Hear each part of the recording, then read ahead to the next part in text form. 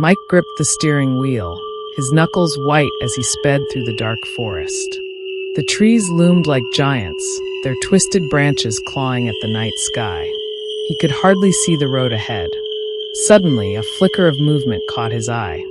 A girl stood by the roadside, her long black hair hiding her face. He slowed down, heart racing. She seemed out of place, alone in the woods. He glanced in the rearview mirror. She was gone.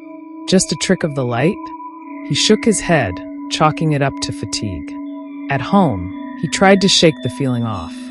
Melissa was in the kitchen, humming to herself, blissfully unaware. Tara, their neighbor, had warned them about the odd occurrences in the woods.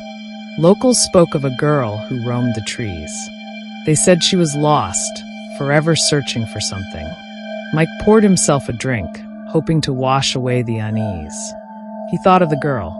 What was she doing out there? Later, as night settled in, the house felt heavy. Melissa had gone to bed, leaving Mike to his thoughts.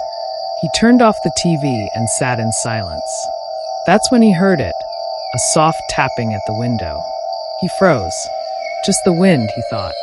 But then it came again, more insistent. He stood up, heart pounding. Outside, the moonlight revealed the outline of the girl. Her hair hung in tangled strands, her face still hidden. Panic gripped him. He stepped back, his breath quickening. She raised her hand and pointed at him, her finger trembling. Was she trying to say something?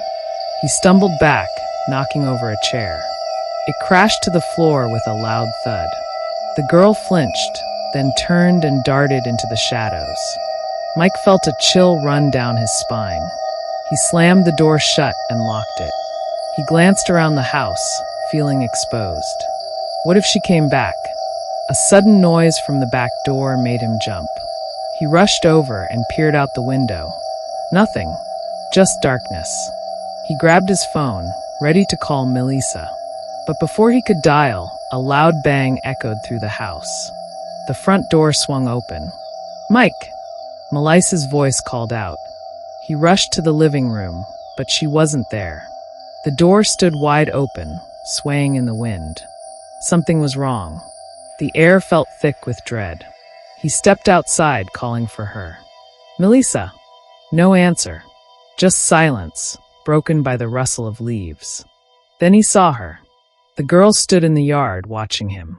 Her head tilted to the side, obscured by her hair. He felt a jolt of fear. "What do you want?" he shouted. She took a step closer, her movements slow and deliberate. "Stay away!"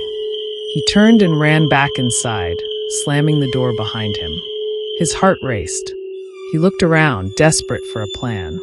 He grabbed a kitchen knife, its blade gleaming under the dim light. The tapping resumed, now at the back window. He turned slowly. There she was, closer than before. Her hair swayed as she moved, revealing a glimpse of her face, sunken eyes, a twisted smile. "Mike!" The voice was distorted, almost playful, yet chilling. He backed away, his mind racing. How had she gotten in? He felt trapped. He darted up the stairs, each creak of the wood echoing through the house. He could hear her footsteps, light but persistent, following him. In the bedroom, he locked the door and pressed his back against it. The tapping stopped. Silence. And then a whisper. "Let me in." His breath caught. That wasn't just a request, it felt like a command. He could hear her breathing, soft and ragged on the other side. "Melissa!" he shouted, praying she would respond. Nothing. Desperation clawed at him. He had to escape.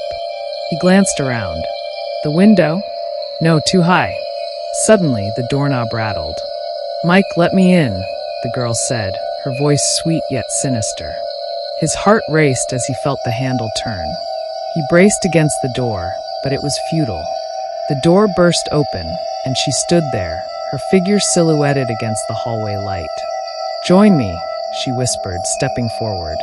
He stumbled back, tripping over the bed. "Stay away!"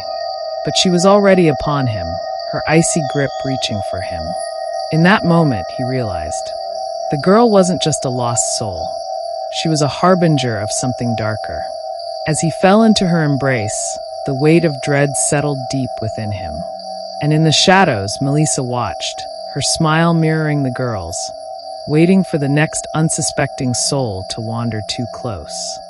She made her way in, and her neck bent sideways, and a striking scream echoed through Mike's small town. He was never to be seen again.